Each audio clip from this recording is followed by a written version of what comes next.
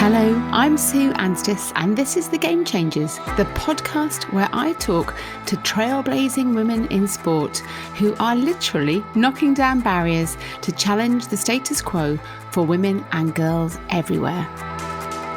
We've turned the tables a little for this special episode, and to celebrate the publication of my book, Game On, The Unstoppable Rise of Women's Sport, this time it's me as the guest, with Sky Sports' Hannah Wilkes asking the questions. In another first, this podcast was also recorded in front of a live audience at Leaders Week in London. So, over to Hannah. So Sue, let's dive straight in. You are a founding trustee of the Women's Sport Trust, co-founder of the Women's Sport Collective, podcast host, published author now as well. It all comes down to sport. It's all to do with sport and women's sport for you. So I want to know, was sport part of your life growing up? Yeah, you probably might not be surprised to know it very much was part of my life growing up. So quite a sporty family. My dad was a PT instructor in the Metropolitan Police, and my mum was really sporty. It's interesting that it's only really recently, I read Billie Jean King's autobiography actually in the last couple of weeks, All In, which is fantastic recommendation if you haven't read it yet. But she talked about her mother, and people ask me about my family, I often talk about my dad, and I haven't really talked about my mum, but actually she was 5'10", she used to swim, she ran, I went to the same school as her, and my name was on the school cup after hers. But actually growing up, she played a bit of tennis, she was quite active, but she never really did much sport, and I think she was obviously in that era, being born in the 1930s, when she did what was seen as feminine. But I think, goodness me, she could have been the most extraordinary athlete, and that she had height and clearly passion for sport too. So yes, a very sporty family, 3 brothers, and we all kind of played sport and followed sport. And I think for me, it was just normalised that sport was within our family. So quite a key part of family life. Yes, grandstand on the television, every opportunity, at every meal time, so yeah. So what sports did you try, and which ones did you fall in love with, and which did you think, this isn't for me? I swam. I said quite late to swimming, but I love swimming, and that's probably where I progressed the furthest to national championships and so on as a youngster, 11, 12. And then I moved on to track and field. So my elder brother, he was an international decathlete and pole vaulter actually, so I joined the athletics club to be with him. So I did a bit of track and field, so running at 800 until I realised I was not quite the right build for 800, so then 4 and 4 hurdles. And then like any, I guess, young woman of that time, I played netball, I played lots of sports in school, and yeah, when I went to Loughborough, that's when I kind of moved on. I discovered volleyball, sort of getting there and realising you needed to be of a really high level of sport to play in the netball team, so I kind of took up something completely new. I had the same realisation when I got to Loughborough. Oh. No way I was going to get anywhere near that team. So how important do you think it was? And when talking to athletes as well, we know that a sporty family and a supportive family is so key. How important do you think it was to ignite that passion for sport in the family setup? Yeah, I do wonder if they hadn't been, would I have just been a sporty girl anyway? And I think I wasn't typical at school of, it's an all-girls school, and there weren't other girls that were as sporty as me. There were sports, but there weren't girls coming in with wet hair in the morning from early morning swimming or that activity. So I just think it was very normal in our family. And I look at I've got 3, not teenage, but older than teenage now, daughters. And I look at our family, and we're not very musical, and we're not really into dance and whatever. And I love watching sports. That weekend we went to watch the eldest play rugby out in Reading. And actually that's a joy for us to go and watch her play rugby. Whereas if I was going to watch maybe arts or dance or something else, it wouldn't have had the same appeal. So I think the family life, and I think that's what you probably see, isn't it? We just normalised being sporty. And I don't think I was ever treated differently to my brothers in terms of sport. I think it was, we just all played sport. Well, you mentioned your brothers. You're a twin, actually. Your twin is male. You didn't see then any difference in sort of how you were treated at home in terms of sport, but what about when you were at school or at sports clubs? Did you see any difference based on gender? Yeah, I don't think so actually. You look back and I kind of look for it to think, was there any kind of bias in direction? I don't think there was particularly, and I'm sure underlying there may have been, but I don't feel that there was. I think we play sports quite equally, we're treated quite equally. Yeah, that's always good to hear. Yeah. Did you see a relationship change with sport as you grew up? Because we hear so much now about that ever lower age where girls in particular drop off and stop participating in sport. Did yours change as you went through your teens and your 20s? I think it did. It's interesting, I talked to Holly Bradshaw recently for a lovely interview that we did in the Telegraph, but around women's kit and clothing and women's body and body image. And actually, as I talked to her, it's a bit of a confessional, but as I talked to her, I remembered a point at which I was doing athletics and being in the car on the way home with an athletics coach and his daughter, and him saying to me, well, you're clearly never going to be a middle distance runner, are you? You just haven't got the body for it. And I'd hit puberty, so I was only probably 12, 13, and my body shape had changed, and that stayed with me. And he's probably stating it was very, very factual. I wasn't going to be, and I was doing some cross country, and I was never going to be a skinny mini like the little girls that were passing me by. But that's kind of stayed with me, that how I judged my size then and what I was able to do, and I moved down to more. And I joke about it now. I'm a power athlete, not built for endurance, etc. So it is interesting how that stays with you through that time. So I think probably that individual sport when I was younger, swimming, running, and then netball, and I love team sport. So the volleyball that I love, and I've almost gone full circle now, and I'm back to walking netball. So I started walking netball a couple of weeks ago. Oh my God, it's amazing. It's really tough. But that being with a team again and playing and excited to play once a week, etc. So I think the team bit is probably what's changed rather than just purely the individual sport and activity. You did though compete to triathlon at a high level in your 40s. So when did you start? Yeah. Why did you start? What suddenly made you go, I'm going to do triathlon now? I think probably always had it in my head. I mentioned my elder brother. I think that whole him having had a GB vest, and I was never as good as him. So I think probably had a little bit in my head of someday I'd like to pull on that GB vest. So, and I thought, I could do it. Age group athletes, you can do it in triathlon and athletics too. So yeah, I don't really know how I started. It's a challenge, and I did a sprint triathlon and thought, well, actually, I did swim and I did run. How hard can it be to jump on a bike and clip on and off? It's quite hard. So I think it was almost like putting those three together and just enjoying it and thinking there was an opportunity. But for me, I'm a bit either full on or not at all. And I think during that period, I just got completely into it. Yeah, really loved it. Despite how to clip onto a bike, what did you learn about yourself when you were competing triathlon? I'm quite competitive. No. Yeah, I think it is that it was that competitive side. I did love the triathlon. Actually, the age group thing, I think that really supportive, and it may be the same within men's age group triathlon too. I don't know if it is, but that whole other women supporting and bringing on that sort of kind of really nice side of it. I enjoyed the training. I think it's really easy to get overly, not addicted to it, but I think triathlon, unlike many sports, because there's 3 different components and you could just train for any one of those almost full time, it's really easy so I ended up training twice a day, 6-7 days a week. It's just really easy to, not to overtrain, but just to completely get absorbed in it. So probably that in my own nature, I realised that I am, either completely full on or doing nothing at all. So now it's walking netball? Walking netball and swimming and open water swimming, yeah. So sport's still very much part of your life, but not as all-consuming as triathlon. Yeah, no, and just much more stuff that's enjoyable. Follow the joy is a bit of a statement I like to bandy around, but just to do the things you enjoy. So even the swimming now, so I do open water swimming, but I don't wear my Garmin or my Polar watch. I just want to go in and enjoy it and just be with other people and enjoy it from that side. And that's quite different, I think, to how I've enjoyed sport in the past. Yeah, that's so important, isn't it? Just to find something you love to do. Let's talk about business, because aside from being a very busy athlete, you have built a huge career in sport. When did you start working in sport? So I studied sport, books and games at Loughborough. I did PE and English at Loughborough, and I worked for Cadbury's for a couple of years in sales, selling chocolate out the back of my car. But more because I wanted to get into sports marketing, and people said actually that was a good place to go and get experience at a blue chip company. So I started working for Gatorade, the American sports drink, and they were due to launch in the UK. So I did 2-3 years there, building up all their credibility in terms of reputation with national sports teams, but also lots of professional football clubs in 92, 93. And they didn't launch in the UK in the end, but that was almost, I realised at the time, I was almost in my dream job at 20 24, I thought I could do this for the rest of my life, traveling the world literally, and going to sports events and marketing the product. It was just fantastic. And then it all came to a bit of an end as they didn't launch in the UK. So I was made redundant at 26, which at the time was a bit of a shock. And I think now probably there's more redundancy around. I think then in the 90s, it was like, well, that doesn't have no smoke without fire. What's gone on there? I had that feeling of, it didn't feel right that I would not have a job to go to. And that's when I then launched my own agency. I thought, just give it a go. What's the worst that could happen? I'll go and get another job if it doesn't work out. And then, 26 years later, it just grew and progressed in terms of sports PR and then PR.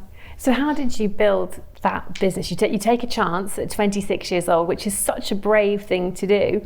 What was that experience like in building that company and becoming a boss overnight? Yeah, it's interesting. I do think back to the whole early days of in my back bedroom, thinking it was like that when I'd been young and you played toy shops and you had your little sweets weighing out here, and having my own fax machine and my computer, my Rolodex and everything. So it did definitely feel a bit like that in those early days. It was fun, and I do remember just always being Bupa was one of my first clients actually for a big fitness campaign, and I remember coming back from meetings with them and staying up till really late at night in order to get the contact reports across to them. And I never wanted anyone to say, oh, she's just that girl that works out of her back bedroom in Heston. So I over serviced, and that whole attention to detail and wanting to be as professional as you could be. And I think that stayed with us at the agency, and I probably needed to let it go a little bit towards the end. I was told to just relax, chill a bit, but I think that whole needing to get everything right and never wanting to be seen to be too casual about things came from the time of working on my own and wanting to prove myself there. So that was the early days. So what were the highlights of that 25-year journey, and what were the really tough bits? How long you got? So now there are lots of highlights, and I guess some of the highlights are almost the lowlights too. So I think the highlights of working with an amazing bunch of people and winning awards and doing great campaigns and sharing that celebration with other people is really exciting.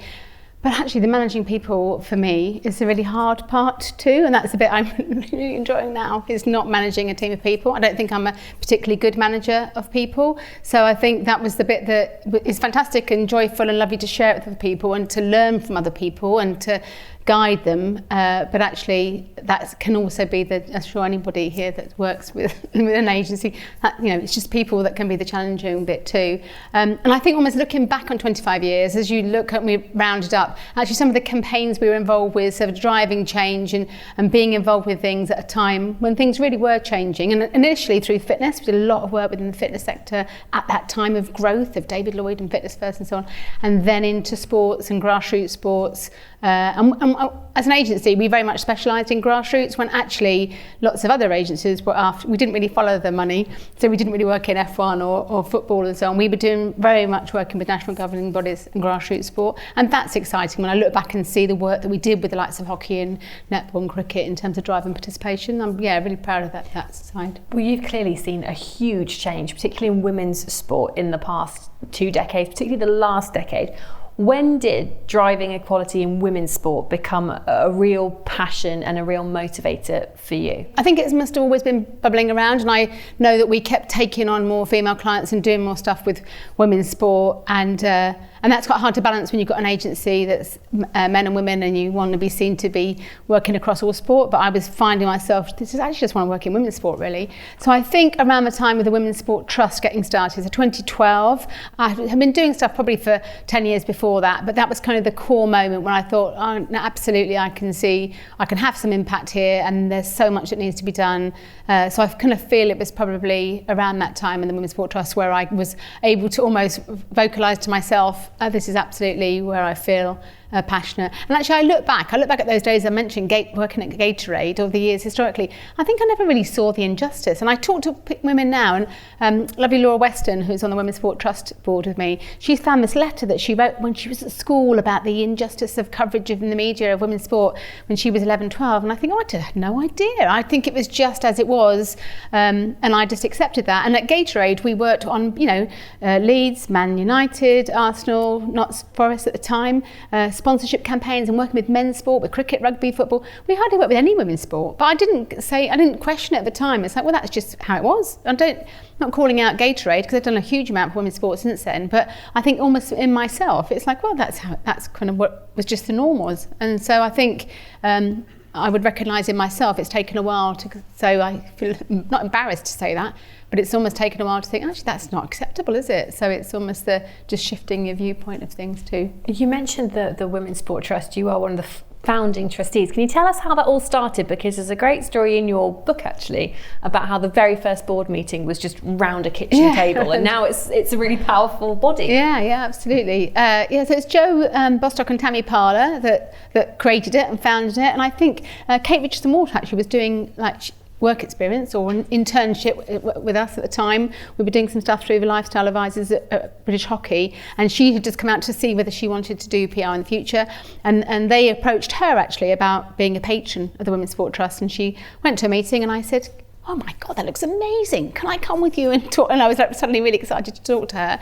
So I went to the meeting and met Jo and Tammy, and they said, oh, we need you on our board too. So that's kind of how it started. And as you say, it did start with a small passionate Sue Day from the RFU was a fellow founding trustee with me too, and Kate Hannon that I work with now at the Women's Sport Collective was an early trustee as well too. So there's a few of us that have been around from those early days, and then as you say, it's evolved, and the makeup of the board has changed, and it's been super powerful.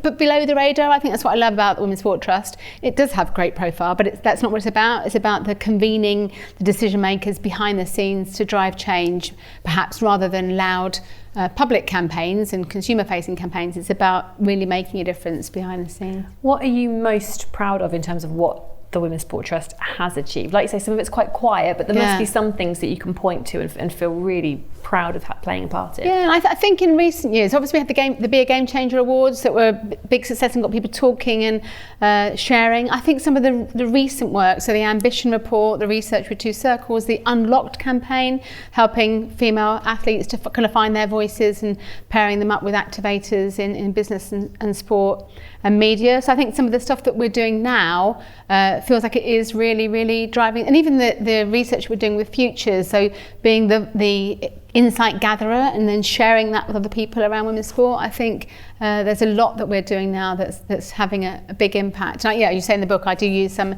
examples. I mean, the piece, I guess, that I a strong memory of is around the grid girls and walk-on girls and the kind of calling that out. And we put our head up above the parapet at the time and wrote a statement that said why we felt it was right that sport was changing, and the negativity and vitriol we received online, and that's kind of my first experience of that, calling something out, and the media kind of pairing the Nazi feminists against the beautiful glamour girls. So that, I think that being in the whirlwind of all that, but knowing we were doing it for the right reasons, and we'd never said anyone couldn't do anything. We just wanted women to be recognised for their sporting prowess and their success rather than being an adornment to men's sport.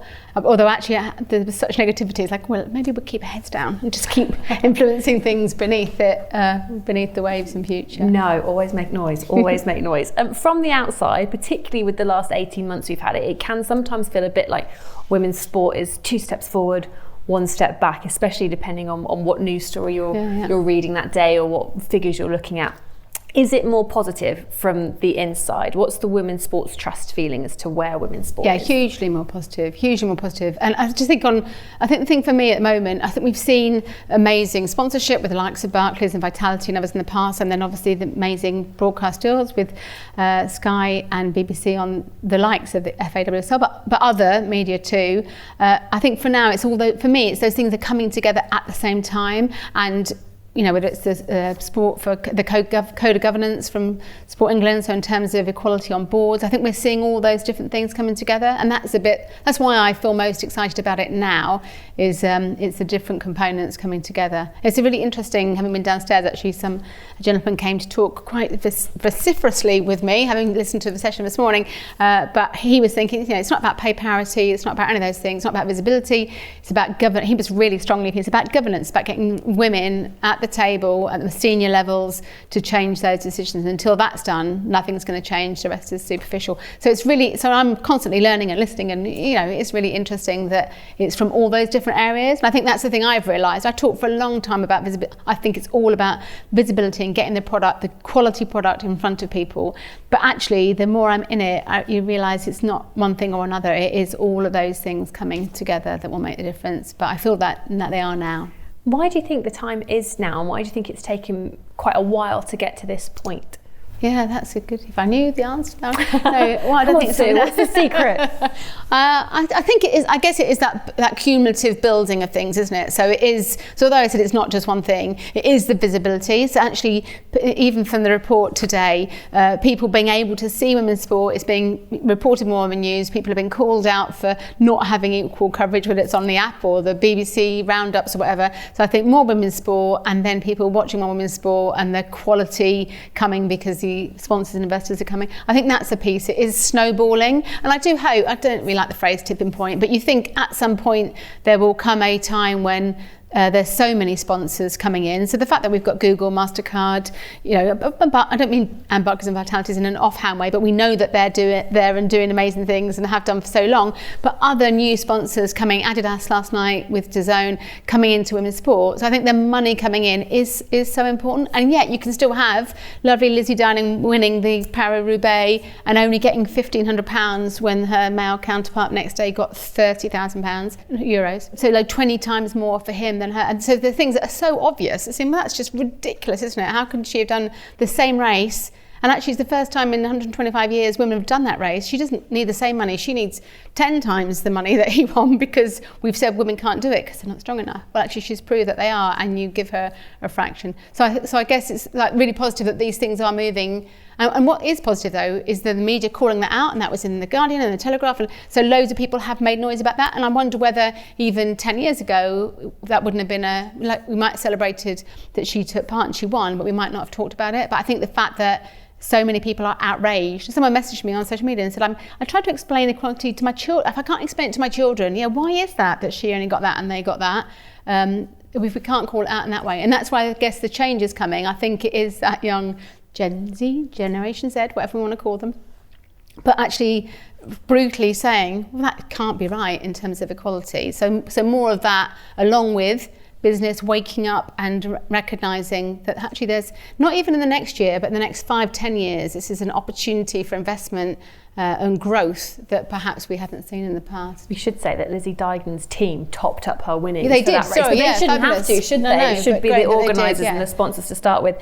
You're quite a busy lady. You sit on a lot of boards, Lewis FC and Leisure Focus. You're also a member of the RFU, Diversity and Inclusion Advisory Group. Why is it important to you to volunteer for all these roles across a real range of sports? Yeah, my husband keeps saying, is anyone going to pay you to be on a board at some point? He says that a lot when I tell him I'm on another board.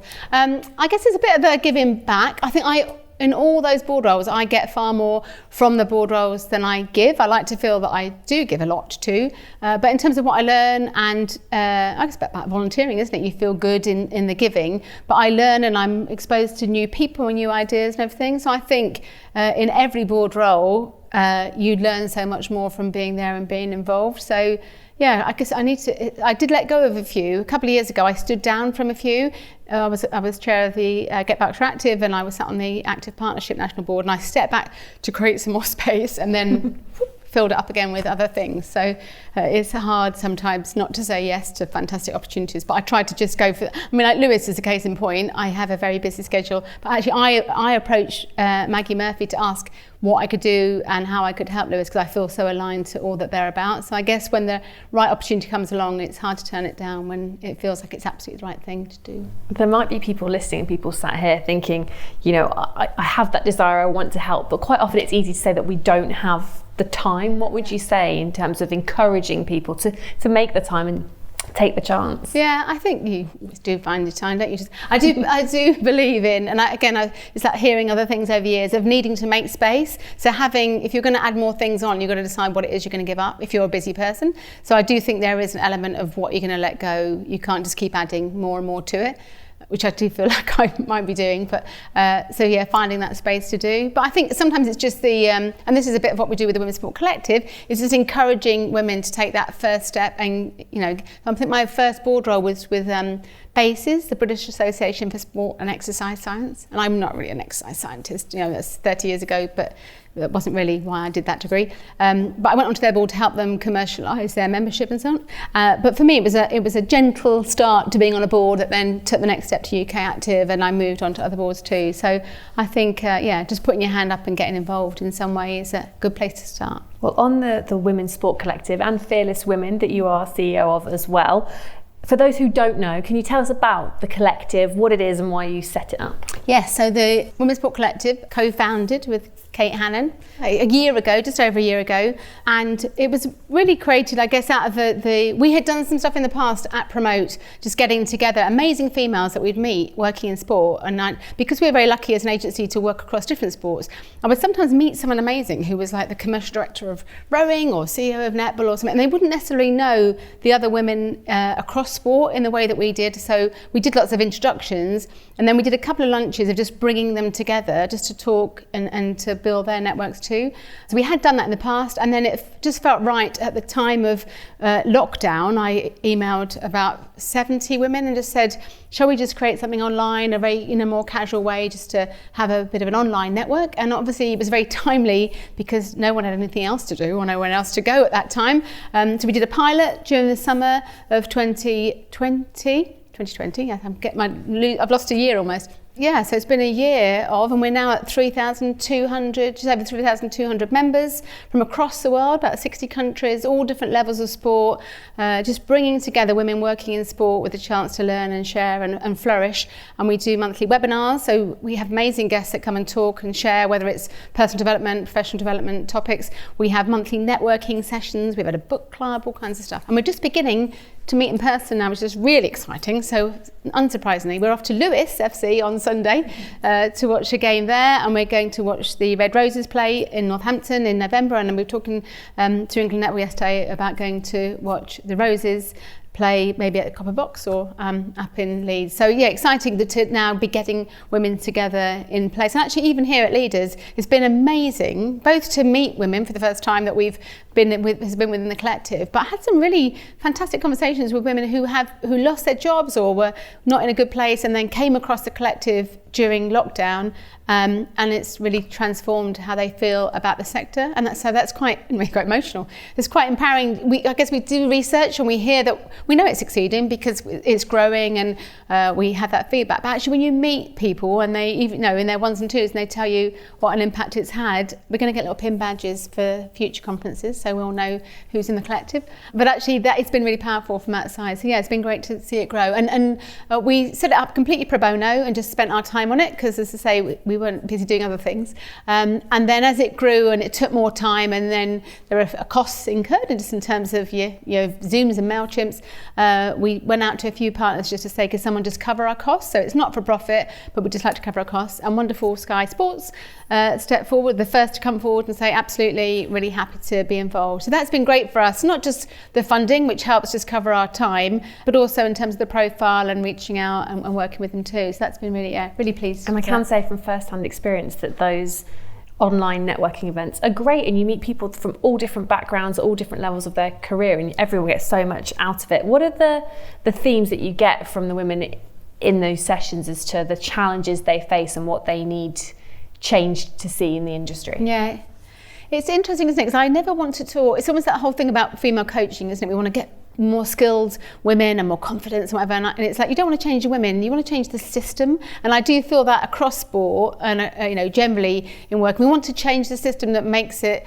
easier for women to progress, but I think sometimes we do talk a lot about confidence, about that needing more confidence. And actually, when we have researched the women within the collective, confidence is a huge issue that comes up, that kind of imposter syndrome and having more confidence. So I think definitely that's something that is flagged. I think people want to build their network and their connections in a way that perhaps men have and women haven't had in the past. And I think, so kind of overcoming that imposter syndrome and learning about the sector. We do have women wanting to come along and learn more about the industry and the sector too. So definitely that's kind of, a third piece. And being part of something bigger than than themselves, and whether that's bringing through the next generation. And we hear a lot of that with female athletes, don't we, with England, the hockey players and so on, want to inspire the next generation. Lots of the women, right from the very first pilot, want to see more women working in the sector and therefore want to showcase the amazing roles. And I've had conversations today about insight managers and data and where are the women, why are women not coming through into those roles.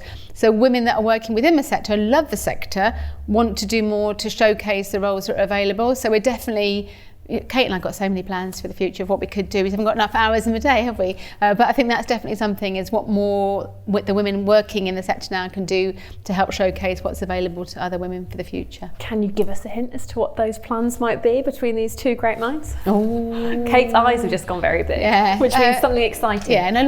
Watch this space. Lots of exciting things, really. Okay, I'll keep a firm eye on it. Now, look, we're here recording an episode of the award-winning Game Changers podcast. Why did you start the podcast amongst all your other things, and what were you looking to achieve through it? Yeah, why did I? It was at Promote that I started the podcast, actually, and I think it was probably similar to the Women's Sport Collective too, but that wanting to celebrate the trailblazing women that were out there making a difference. And I think it's been amazing to have fantastic athletes as guests, but actually some of the women behind the scenes, I think I wanted to share their stories and to learn as well. I think anyone that has the podcast knows it's just amazing. What a privilege to go and talk to those women and find out more too. So it's probably almost like I've created a podcast that I thought wasn't there, that I would like to have listened to, and to find out more, say, about their stories and what they'd overcome and how that could then help other women in the future too. You've interviewed over 70 guests in the past 2 years, which is a lot, a huge amount. If someone is just finding the podcast for the first time, should they go back to the very beginning? Is there a midpoint? Is there one particular chat that you think encapsulates everything it's about? Yeah, it's hard, isn't it? It's hard to know. We track the metrics and see. And actually, Kate Richardson-Walsh's, which was hers was the very first one I did record, and it's in the first series, is still the most popular of all of them across the 2 years. Not to say to start with that, but she was very natural and relaxed and all those things too. So I think there's almost like the athletes, and they've been really lucky to talk to Jess Ennis-Hill and Denise Lewis and Sarah Story and others, as I say. But there are some, it's almost those sometimes the women I didn't even know before I spoke to them. Someone like Moya Dodd, who was the first woman on the FIFA Council. Rose Riley is like an amazing, just a really funny, amazing story of her incredible career playing football for Scotland and playing in Italy. I'm not really giving you an answer, am I really? Dip in and listen to them all. But I think it's interesting actually, us looking back across that whole catalogue, we're thinking now of how do we better categorise and gather that content, because there is so much fantastic content, and it can be a bit daunting to go, goodness me, there's 70 of them. And we've done 5 series with Barclays, so Fearless Women in Football, where we've also talked to women whose careers touch football, or broadcasters and coaches and so on too. So I'm not really answering your question at all. Listen to them all. No, I think they're all good. They are all good. They're all good in different ways. Yeah. And I believe you have some exciting plans for the Game Changers that you can announce today. To these people here. Yeah, we're really super excited. So I haven't written the press release yet to say it, but confirmed yesterday that Sport England are going to sponsor and support the next 3 series of the Game Changers to work with us as a partner. So it's really big news. Yeah, we're very really delighted. And actually, what's lovely with them is that they sponsored 1 series about 4 or 5 ago, but they really want to collaborate with us and work with us and to look more in terms of definitely a focus on female coaching, which we're really interested in too, to bring that to life more, and just to work with them, and then to take that content, as we said, almost all that content that sits there, so historical content, and then these series moving forward, and to do more webinars and to package it more in terms of education. So all the things we've said actually around the collective about showcasing these amazing roles, so letting women see, younger women see what Emma Hayes is doing and what these jobs entail as a broadcaster or administrator and coach or a CEO of UK Sport, to begin to bring that to life too. So really, really excited about that moving forward. Well, congratulations, that is great news. Should we talk about the book? Yes, go on then. It's great. Game On, the unstoppable rise of women's sport. It's a manifesto, you call it, and a sort of plan for the future. And it was just longlisted for the William Hill Sports Book of the Year just last week. So it's safe to say it's going down very well since it was released a month ago. How delighted have you been with the reception it's had so far? Yeah, really, really, really pleased actually. Yes. Am I more surprised? I think I am much more surprised. It's been really positive, and it's just lovely. And again, being here, it's lovely hearing from people and people talking to you. It's that kind of nervousness when you write it and it's your baby for a year of kind of editing and shaping it, and then getting it out there and people reading it. That is, it was a bit of a scary moment, but it's been really, really positive. I guess one of the most positive things for me is, we're signing books downstairs now, people all taking the book and saying, this is for my daughter or for my niece or a PE teacher, but actually it's the men that are reading it that's having the biggest impact. And so some of the emails I'm getting from men who are saying, really honestly, it's just completely changed the lens through which I look at sport, and I'd never thought about that. And even my husband didn't read any of it when I was writing it, didn't want to read it, and he didn't even read it when it was in the draft format. He wouldn't read it until it was a book. He's mentioned in it, but he was okay about it. I didn't check with him too, but he read it as a book, and he was, he's got 3 daughters. He's been very much involved in my life and seen. But he came back and said, "I had no idea about this," or opening his mind to things. So I think I do talk about it as a bit of a manifesto and a rallying cry, but I think it's as much about changing hearts and minds. And I worry sometimes, Sally, but about the title of women, The Unstoppable Rise of Women's Sport. It is what it is, but does it almost need a different wrap, a different cover to get men to take it and read it? Because actually it's them changing their mindset that might then bring the biggest change that we see moving forward. I think we just have to make sure we're buying copies for all the men in our life for Christmas. It's coming up, and there's some really interesting information there that even someone who works in women's sport and thinks I know a lot about it, there's some information there that I had no idea about, and it is really eye-opening. I mean, what motivated you to write it? Because you say right at the very start that the inequality of women's sport makes you angry. So there's obviously that anger as a motivator, but why did you decide to sit down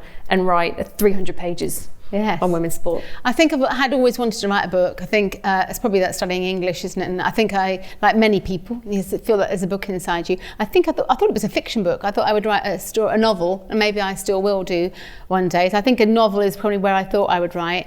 So I think that kind of came together with all the great content from the Game Changers. And my initial thought was that I would take the Game Changers content of all those interviews, which are just fabulous, and each of them gets 3,000-4,000 downloads, but it could go to so many more people, the content. So my initial thought was I would take that content and craft that into a book around the Game Changers. And actually I spoke to an agent who said, actually, follow your journey, go and discover something, go and learn. So he helped me shape, what do they call it, editorial spine or something of that kind of the book, and that was such sound advice. And that's so I was then able almost to write it, but learn in the process too. And although it had a lot of what I did already know, it's been amazing to go, like the history, the science behind women's bodies, so much of it that I didn't know about. So I really have enjoyed the process of coming to it and not thinking I needed to know it all in order to write it. So if anybody else is thinking of writing a book, that's definitely advice I would give. Is almost pick a topic that fascinates and interests you,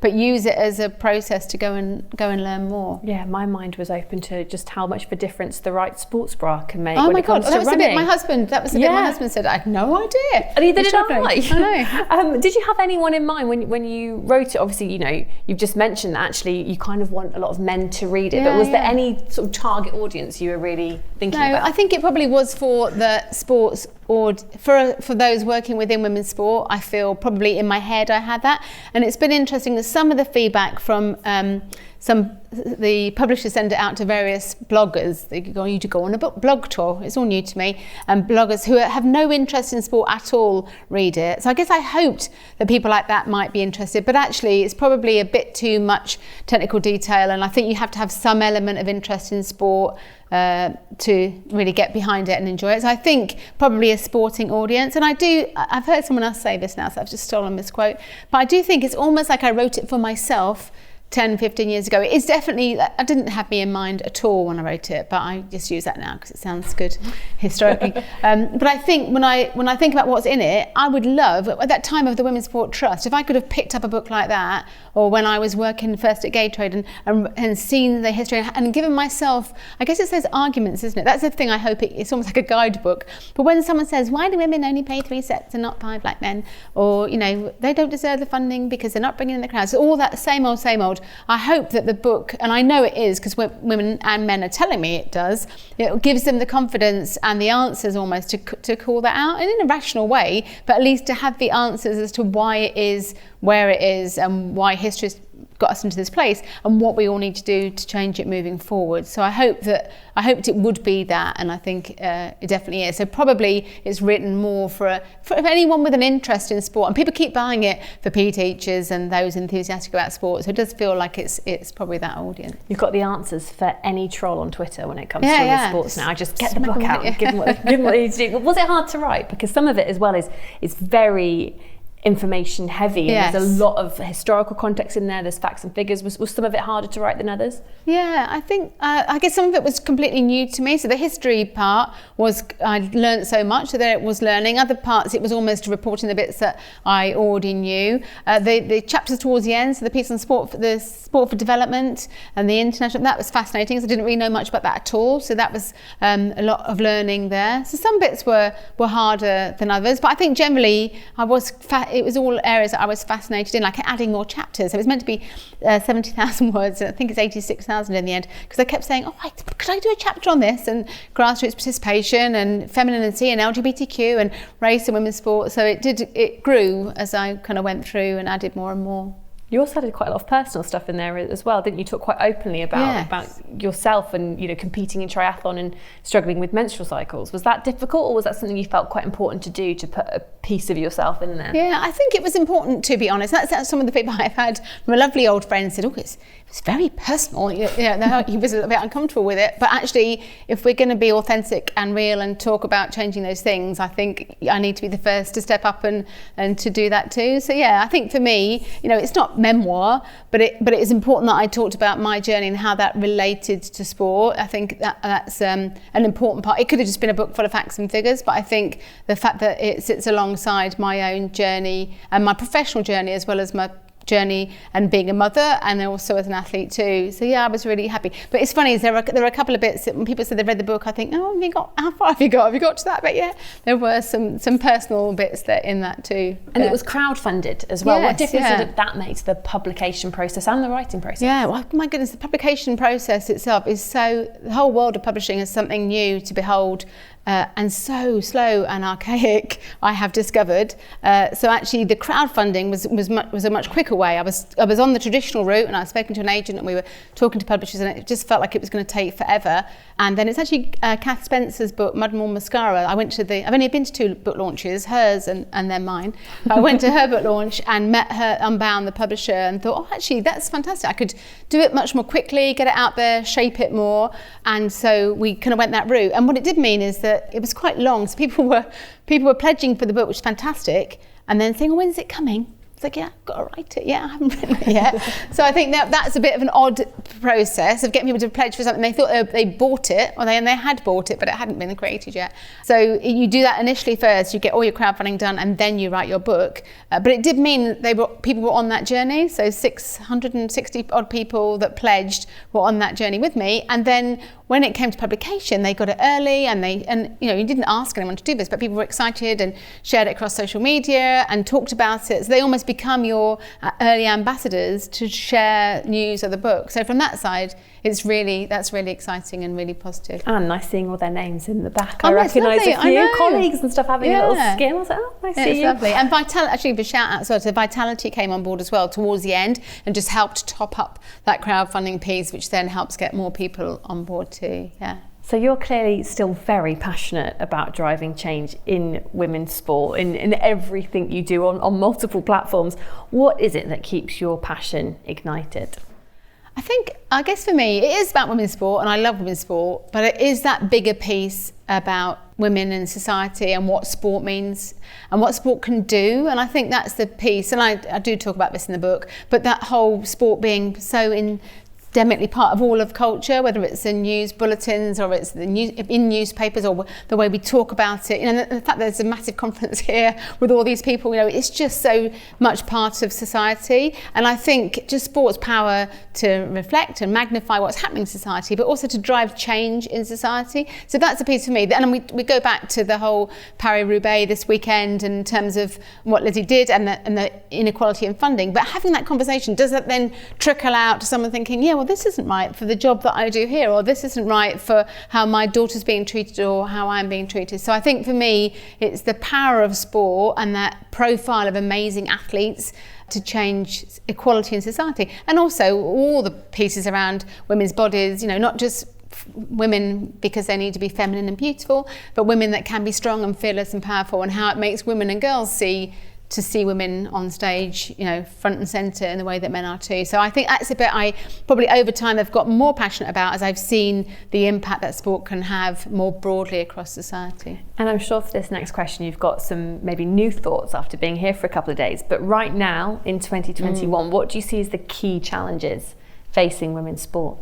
Yeah, it's weird, isn't it? So sometimes I think, and we have had a few calls and conversations, I guess, in the last couple of days. For me, sometimes it feels so bloody obvious. It's like, oh my God, there's this amazing opportunity. There's men's sport here, and then there is this huge opportunity in terms of investment and profile and how women's sport is seen driving social change and all those things. And I guess what's fantastic is we're seeing more research that's highlighting that and sharing that now. So for me, it feels really obvious, but I just feel like it's a missing part that people aren't seeing where the opportunity lies. So I think more fantastic open-minded brands, so the likes we mentioned, Google and MasterCard and others, but bigger brands coming in and putting proper money behind women's sport. And then, I'm not calling out because you're on stage, but Sky Sports and BBC and others, and the free-to-air coverage, so getting it in front of people, I think that will make the difference too. So I think it's those many components, and as I've said that conversation earlier, but in terms of governance and changing the structure of sport too. So it is many of those things,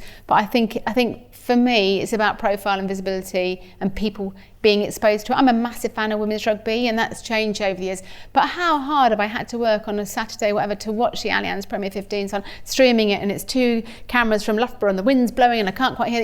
And I work really hard to see it, and then we'll watch, Harlequin's Men on the Friday night, and it's just the most amazing commentary and camera and whatever. So I think that's the piece for me, is the quality. I've said, you asked me one thing and I'm going to give you 5 or 6 great. But it's that quality of actually taking those fans but giving them a product that lets them see the sport as it really should be seen. Yeah, not having to work quite so hard to access exactly. it. A bit more accessibility. What drives you then moving forwards?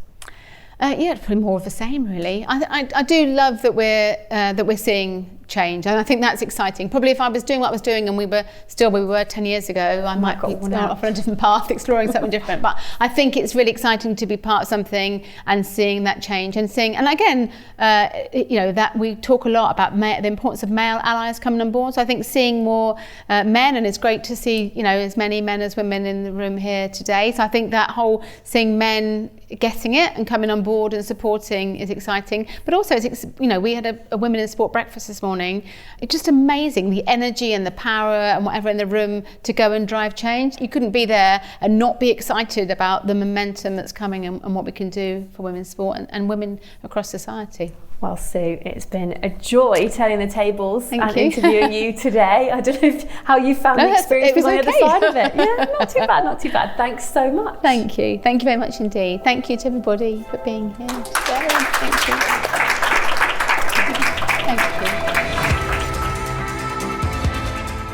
Thanks so much to Hannah for hosting that session. As we mentioned, The Game Changers has just received a grant from Sport England, so we're busy planning the next 3 series, and we'll have new episodes for you to hear very soon. In the meantime, please head over to fearlesswomen.co.uk, where you can find out more about all my game-changing guests and listen to the previous episodes. You can also sign up for Changing the Game, our weekly newsletter that highlights the developments in women's sport, and find out about the Women's Sport Collective, a free network for all women working in sport. The website is also where you can order signed copies of my book, Game On, which you'll also find in all good bookshops and everywhere online, including Amazon, Waterstones and bookshop.org. Do get in touch via social media, where you'll find me on Twitter, LinkedIn and Instagram at Sue Anstiss. I look forward to sharing the stories of more amazing females with you very soon. The Game Changers. Fearless women in sport.